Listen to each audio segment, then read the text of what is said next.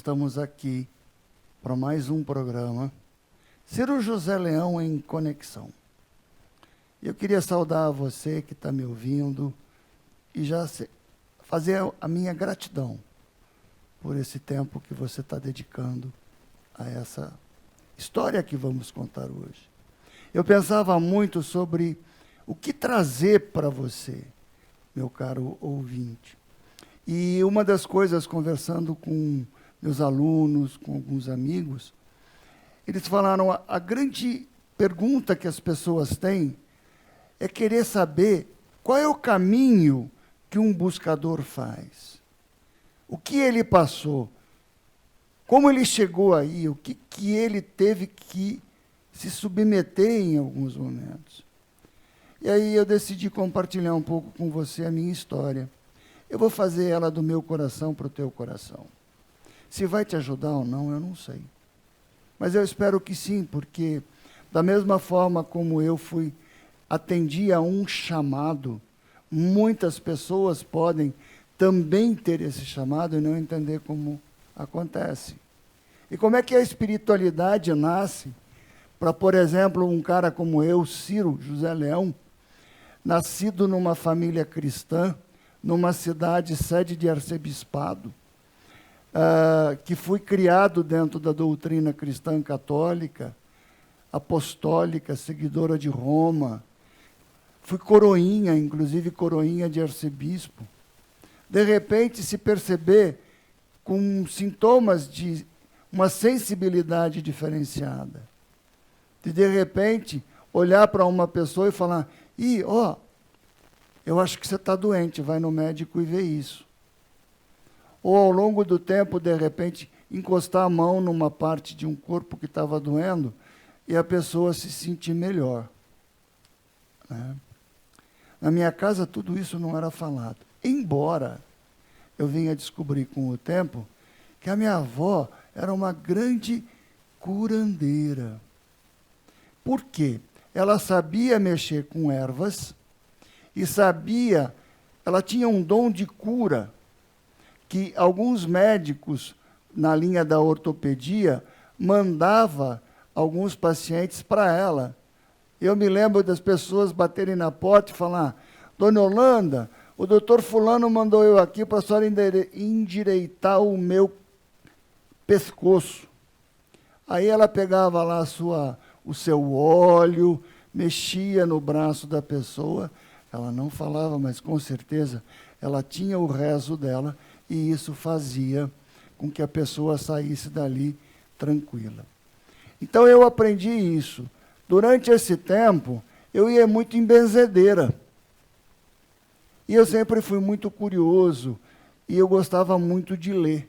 Então, já bem com 10, 12 anos, eu lia muitos livros da filosofia indiana e tibetana, né, que me trouxeram muito conhecimento sobre isso.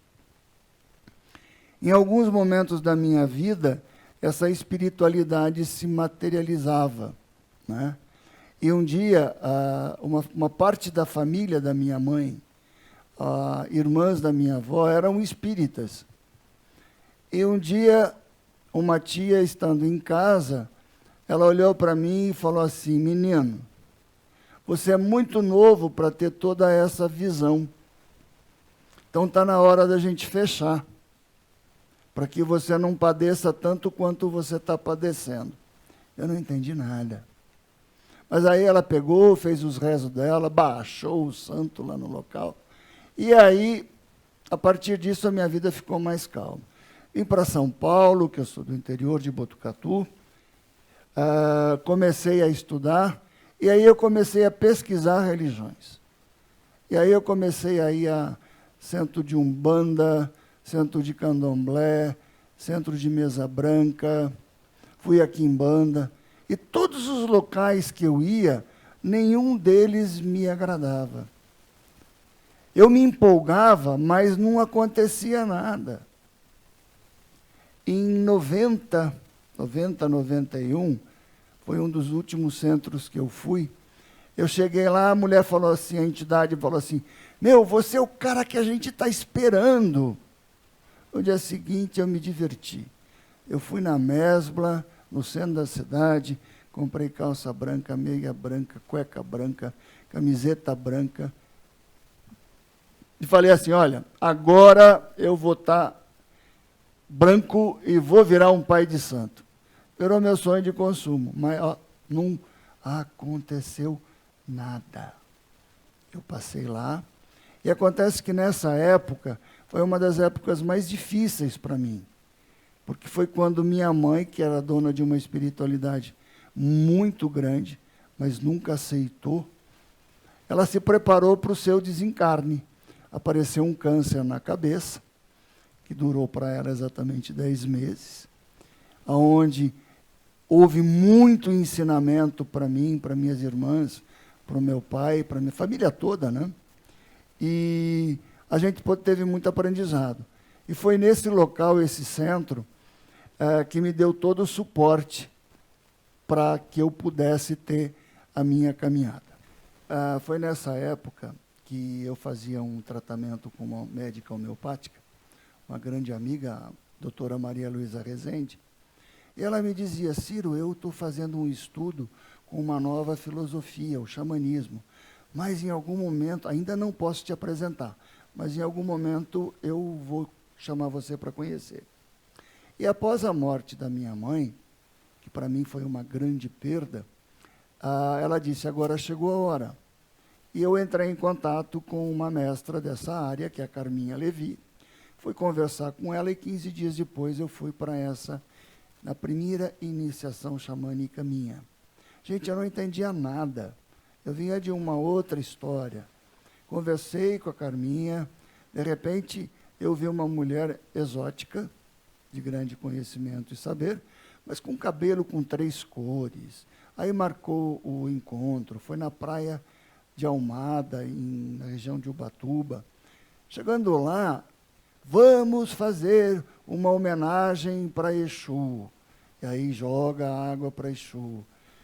Pipoca para o Baluaê. E desce, e canta. Eu não entendia nada. Aquilo para mim era uma coisa muito esquisita. Chega lá, vamos honrar Pan. Era um pau enfiado no meio de uma terra lá, e roda, e enfia, e olha, eu não entendia nada. Aí eu falei, quer saber de uma coisa? Não quero nem saber o que vai acontecer aqui, mas eu vou descansar, estou precisando, praia, eu vou descansar. E aí tudo bem, nos acomodamos, é uma casa de pedra maravilhosa, e à noite teve a fogueira. E aí foi onde tudo aconteceu. Porque nesse momento eu sempre fui fanático, apaixonado pelo fogo. Aí o fogo olhou para mim, eu olhei para ele, o fogo falou comigo, eu falei com o fogo. Falei, não, agora eu estou ficando doido. Né? E, de repente, nós começamos a conversar. E aí, depois que terminou, a Carminha pegou e falou assim, vamos compartilhar a experiência. Aí os malucos que estavam comigo falaram assim, olha, eu vi tal coisa. O fogo falou isso. Falei, não, espera um pouco só. Então, eu não estou tão errado. E, de repente, eu percebi que eu tinha, como se na parábola da Bíblia, né, eu tivesse voltado para dentro da minha casa. E eu comecei a entender, depois, em 3 dias de trabalho, o que era entrar em contato com a natureza, o que era entrar em contato com o fogo, com o ar, com a terra, com a água. E com o tempo eu entendi a grandeza da homenagem e do honrar que a Carminha fez para cada elemento, para cada ser da natureza que estavam presentes dentro do espaço sagrado dela. Eu comecei a entender o que era um espaço sagrado. E o interessante disso é que comecei a entender sem misticismo e sem coisas psicodélicas, porque o que eu vejo hoje, minha gente, é muita gente mistificando alguma coisa que é simples e que é científico. Xamanismo é uma filosofia de vida, mas ela é também o princípio de todas as religiões, que foi o que eu aprendi, porque ele tem mais ou menos 30, 50, 100 mil anos. Foi a primeira manifestação do sagrado dentro de nós. E nesse momento foi quando O ser humano que vivia no estado orobórico, dormindo, nosso ancestral homem sapiens sapiens, acordou, entrou em contato com a divindade, com Deus e com a deusa e com tudo o que é, e a partir disso fez o movimento do religare. É quando ele traz o sagrado para dentro de nós.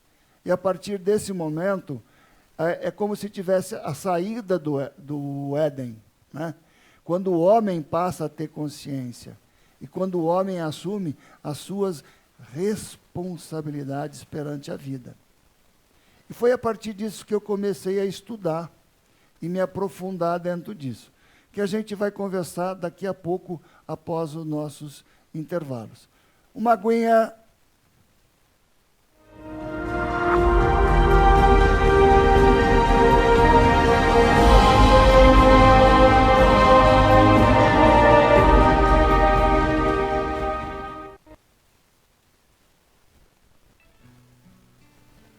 Bom dia, mundo! Hoje eu estou aqui para falar para você de uma linha exclusiva que eu desenvolvi e eu mesmo, em alguns momentos, chego a preparar todinha ela para que você possa ter o melhor, que aquele produto que eu uso no meu trabalho, na minha casa e aqui na minha loja, no meu espaço, que é o Espaço Transformação. Eu trago sálvia dos Estados Unidos para cá e preparo com muito cuidado e com muitos rezos o spray de sálvia, o spray de lavanda para purificação do ambiente, o spray de harmonização de chakras e o spray de hibisco e carcadê para aterramento. A sálvia você vai usar para limpeza do ambiente e do seu corpo físico e astral, passando ela em volta do seu corpo ou do seu paciente ou do espaço que você está. Quando o ambiente da sua casa, do seu escritório, da sua clínica tiver um problema pesado, passe o spray de lavanda, que é uma lavanda que eu trago especialmente da França. E o spray de ylang ylang com patchouli, que é para a harmonização de todos os chakras. Embora algumas pessoas dizem também que auxilia muito na parte da excitação, porque ele ser também um meio afrodisíaco. E o último lançamento a pedidos é o spray para que mantenha você na terra, um spray de aterramento, que ele é à base de hibisco e carcadê. Também trabalha a harmonização do primeiro e do segundo chakra. Você pode encontrar e sentir todos os aromas junto com mais uma série grande de produtos como cristais, livros, como você está vendo aqui na minha loja, que fica no Espaço Transformação, na rua Carlos Petit, 423B, Vila Mariana, São Paulo, e você pode também encomendar pelo telefone 11 5571 0613. Ligue já e peça o seu.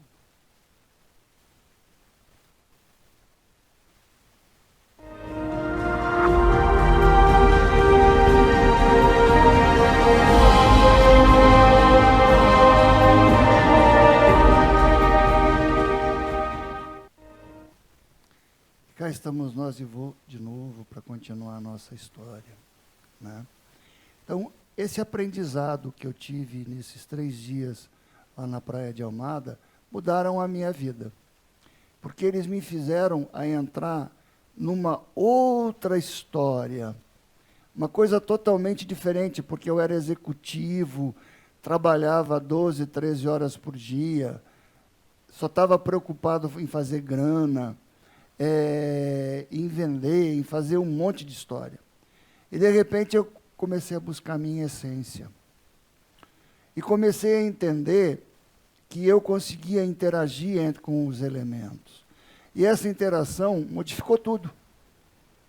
Eu consegui me transformar numa pessoa melhor. Então, foram anos e anos de estudo. A Pagé, ela é uma escola de formação de facilitadores xamãs, né?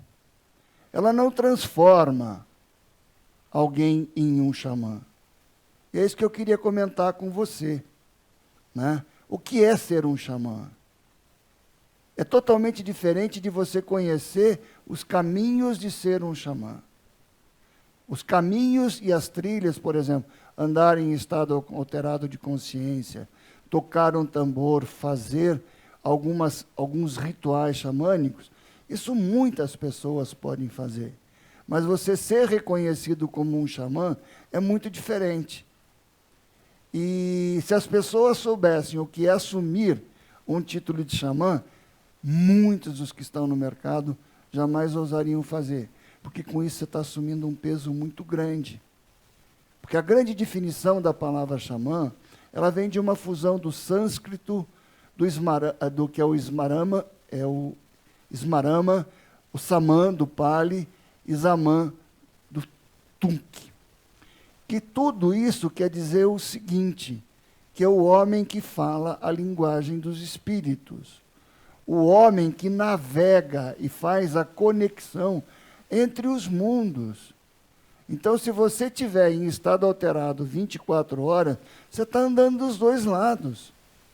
E isso é complicado. Então, hoje, eu fui reconhecido por diversos outros xamãs e feito várias iniciações que comprovaram isso. Então, eu faço um esforço bastante grande para não estar o dia inteiro nesses dois mundos. Né? Porque eu posso estar falando com você e estar andando pelos mundos. Porque o estado alterado de consciência xamânica não existe nenhum sinal ou nenhuma coisa como existe, por exemplo, na Umbanda, no Candomblé, onde a pessoa fica tomada. Isso não existe no xamanismo. Né? Você simplesmente muda a sua frequência e isso abre outras dimensões. Então, foi durante muitos anos, até para mim, a dificuldade em aceitar isso, em aceitar estar entre os dois mundos, e entender que isso era um dom meu, e que isso possibilitaria eu ajudar pessoas a encontrarem o seu caminho, a ajudar pessoas a se curarem. Porque eu sempre digo o seguinte, eu não curo ninguém, eu apenas sou um instrumento, um canal para alinhar o campo energético de uma pessoa. E é a própria pessoa que faz a sua cura. Não existe outra possibilidade, gente. Ah, milagre existe? Existe. Deus está aí? Está aí. Deus ajuda? Ajuda. Mas o que vai realmente fazer a sua cura é a sua fé, é a sua determinação em querer se curar, seja lá do que for. Eu, como qualquer outro xamã ou qualquer outro curador, pode lhe ajudar. De repente, indo lá e destravando uma chave, ou retirando um registro, ou retirando um obsessor que impede você de acessar o que é teu. Mas a determinação é sua. E é isso que muitas pessoas não entendem. E você não tem que dar o seu poder para ninguém. Outro dia eu falava com uma pessoa onde ela encontrou um pseudo-guru, né? Eu falo que é pseudo porque ele exerce um domínio sobre essa pessoa. E tudo o que ela tem que fazer, ela tem que consultar. Gente, não funciona assim. Você dá o seu poder para o outro. E a tua energia vital, onde vai? Isso eu aprendi no xamanismo. O poder é meu. E eu tenho que resgatar, inclusive, todo esse poder que muitas vezes eu dou para as pessoas. Eu posso dar o meu poder, por exemplo, para o meu pai, para minha mãe, para a namorada, para a amante, para o chefe no trabalho, para o vizinho. Quando eu me curvo a uma vontade do outro e não exerço a minha vontade, o que eu quero. Você entendeu? E isso que o xamanismo trabalha. É fazer com que você faça o resgate do seu poder pessoal. E foi isso que eu aprendi e tenho vivido nesses 25 anos que eu trilho o xamanismo.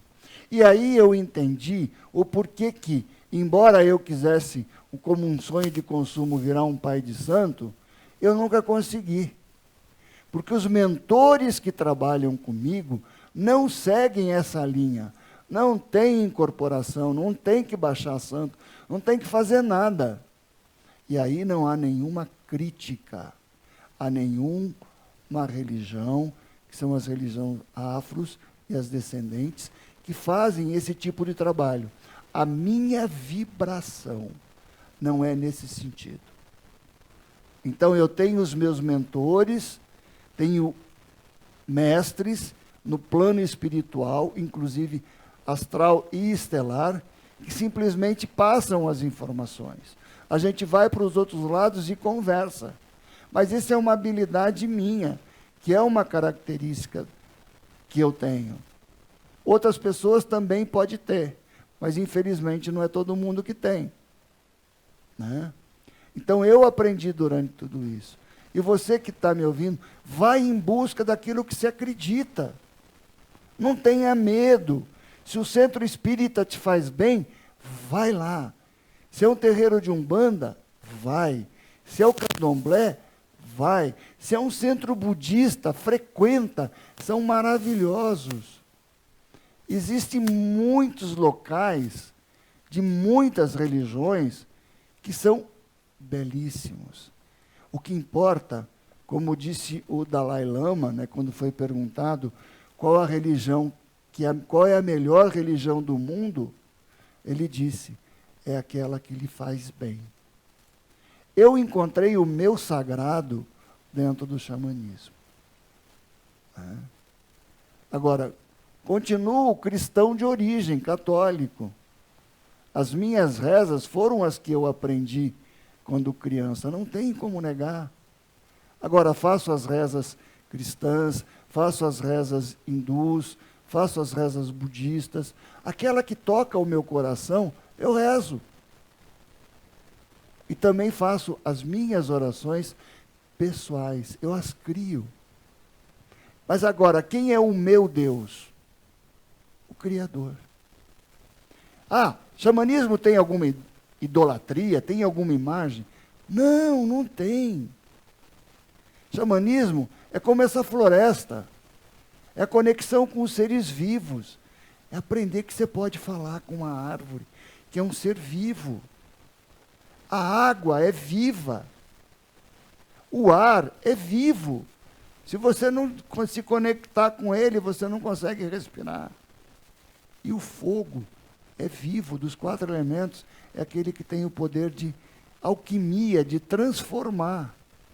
Ele transforma tudo ao teu redor. Quer fazer uma experiência? Quando você está cansado, nervoso, irritado, brigou com a mulher, ou brigou com o seu marido, né? Acende uma vela e fala: fogo, queima esse desconforto, essa raiva, essa bronca que eu tenho do meu marido, da minha mulher, do meu chefe, da minha mãe, do meu pai, e transforma isso em amor. Isso vai acontecer. Na hora você vai sentir uma energia passar por você, como se fosse um arrepio. E esse arrepio vai levar tudo embora. Vai deixar você feliz. É só você acreditar. Outro dia me perguntaram qual seria o semelhante, outra expressão do xamã. Xamã é o curador, é o mago, é o feiticeiro, em algumas linguagens, é o bruxo. Mas principalmente para a coisa mais próxima nossa, ele é o nosso pajé. Eu sou um pajé branco, porque eu não nasci numa tribo. Mas eu tive o chamado, né, para entender isso e restaurar dentro de mim conhecimentos ancestrais do uso de todas essas energias curativas.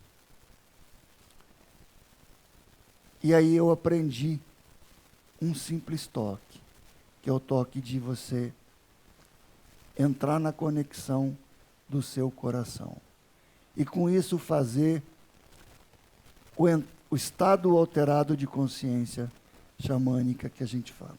E eu queria que você sentisse um pouco. Nós vamos agora tocar um pouco de tambor. Eu convido você a ficar com os olhos fechados, a pensar em você se conectar com a energia do coração. E durante um tempinho, você pedir para que um animal acompanhe você nesse trabalho.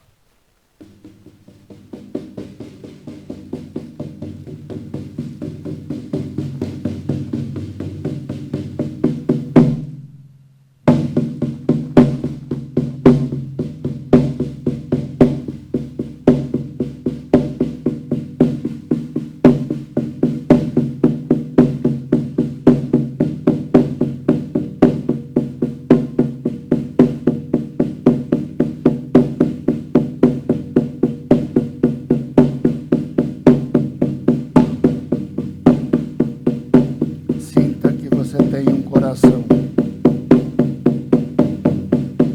Se conecte a essa energia.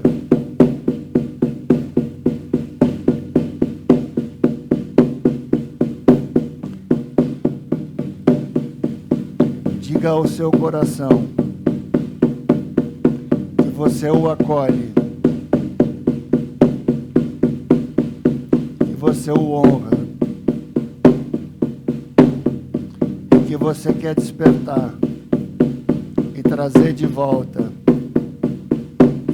o seu amor incondicional.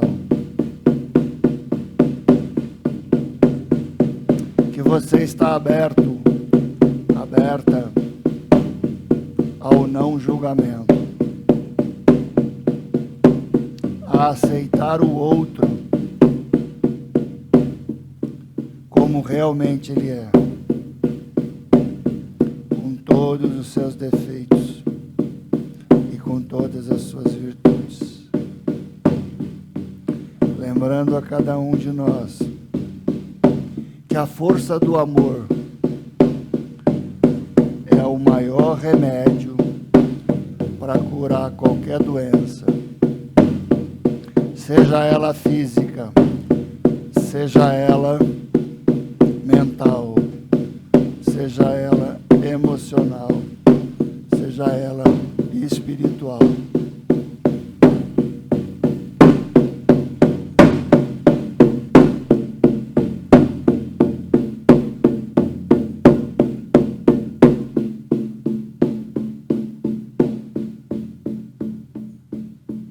E aos poucos você vai voltando e sentindo um bem-estar, sentindo que você nesse momento se conectou com a energia do seu cardíaco, com a energia do amor. E que nesse momento você é um todo. Ame-se, cure-se através do amor. E nós teremos mais programas, onde estaremos falando a cada dia, trazendo uma nova técnica, trazendo uma nova informação, para que você possa se conectar com aquilo que é teu e trazer de volta tudo aquilo que você deu, seja lá quem for, mas principalmente os seus dons. Fica na paz, em paz e pela paz. E até a próxima semana. Arrou!